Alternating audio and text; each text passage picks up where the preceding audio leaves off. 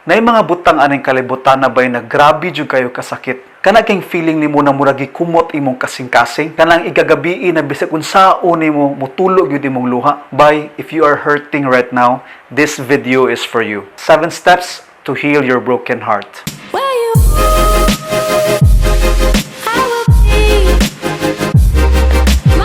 Number 1, cut off contact. By give your time to heal. Sa ila pang giingon, time heals everything. Ayaw nag-stalk sa imong ex. You are just making it harder for yourself. I know na mas magkadugay inyong relationship, mas sakit siya. But the first step to heal your broken heart is to let go.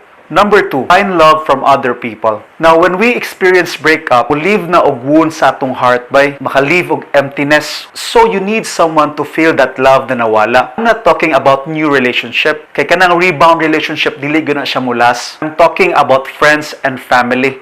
This is the time to reconnect. Study shows that venting or magpahungaw sa atong feelings ka-ease sa pain. So talk to your family and friends. Kani mga tawhana pod, mao po nimo help sa imong journey sa recovery. Number 3, mo focus ka sa bad things. Naay rason nganong nagbuwag mo. I'm not saying na hate your ex, but focus on the things nganong dili mo pwede. Kay kung mag-focus ka sa iyang kagwapo or kagwapa, dili gyud ta ka move on ana. I-think lang gud unsa ka aslo mang iyang ilok. My point is, dili lang siya ang tao aning kalibutan. Grabe sa 7.8 billion na tao sa kalibutan, wala jud para imo. Naa siguro oy. Number 4, pamper yourself by enjoy with friends and family. Travel. Do the things na wala nimo nabuhat adung naa pa siya. Basin pa di ay makarealize ka na mas happy ka na wala siya. So enjoy life to the fullest. Number 5, goal. I know by number 4 is sometimes it's just a distraction. After nimo enjoy with friends, with family, igagabi ka nang ikaw ra isa, mubalik tanan unya mo tulo na sad imong luha na murag walay ugma. And sometimes doing something na ma-enjoy ka, maka-trigger sa inyong memories, makaana ka sa imong self,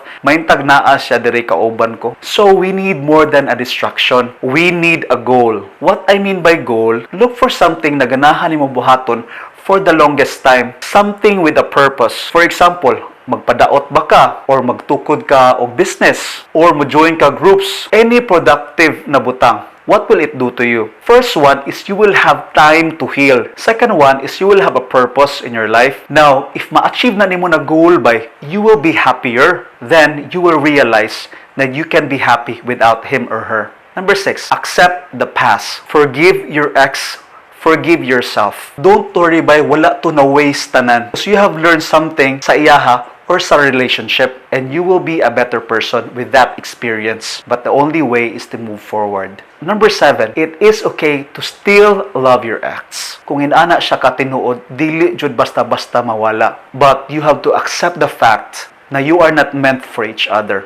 Think of a big picture na happy mong duha, but dili isa ka frame. Ikaw ni siya ni, happy mong duha, pero dili sa usat-usa. Thank you so much for your time. Hopefully, this could help on your healing process. I am Dong Pons, and you are watching Choy Tabay.